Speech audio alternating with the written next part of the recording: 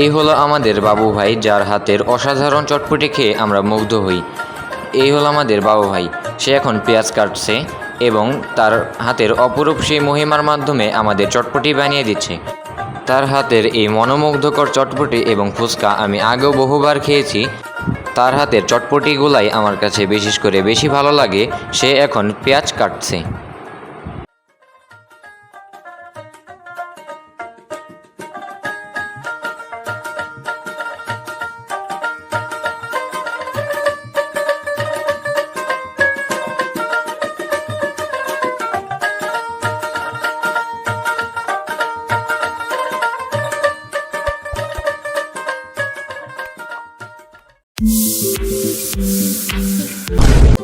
আমি আর আমার বন্ধুরা মিলে বের হলাম রাতের আধারে বাবু ভাইয়ের দোকানে চটপটি খেতে।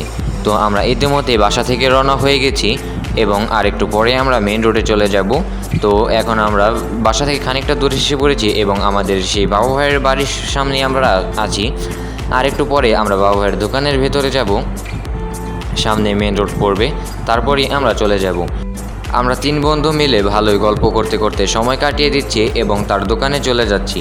আপনারা যদি কেউ তার দোকানে আসতে চান তাহলে আপনারা মুন্সিগঞ্জ জেলার শ্রীনগর উপজেলার বাঘরা ইউনিয়নের তালুকদার বাড়ির মোড়ে চলে আসবেন, তাহলে তার দোকানে এসে পড়বেন। পেছনে আমার 2 বন্ধু রয়েছে এবং আমি সহকারে আমরা 3 বন্ধু ভালোই সময় কাটাতে কাটাতে যাচ্ছি। ইতিমধ্যে আমরা মেন রোডে চলে এসেছি। আশেপাশে প্রচুর গাড়ি চলাচল করছে। সামনে আমাদের রয়েছে বাবু ভাইয়ের দোকান। এই হলো আমাদের বাবু ভাইয়ের দোকান। তো আমরা এখন দোকানের ভিতরে প্রবেশ করব। আমরা দোকানের ভিতরে প্রবেশ করেছি এবং বাবু ভাইকে বলেছি 3টে চটপটি দিতে। সে ফুচকাও বিক্রি করে। এই হলো আমাদের বাবু ভাই, যার হাতের অসাধারণ চটপটি খেয়ে আমরা মুগ্ধ হই। এই হলো আমাদের বাবু ভাই, সে এখন পেঁয়াজ কাটছে এবং তার হাতের অপরূপ সেই মহিমার মাধ্যমে আমাদের চটপটি বানিয়ে দিচ্ছে। তার হাতের এই মনোমুগ্ধকর চটপটি এবং ফুচকা আমি আগেও বহুবার খেয়েছি। তার হাতের চটপটিগুলাই আমার কাছে বিশেষ করে বেশি ভালো লাগে। সে এখন পেঁয়াজ কাটছে।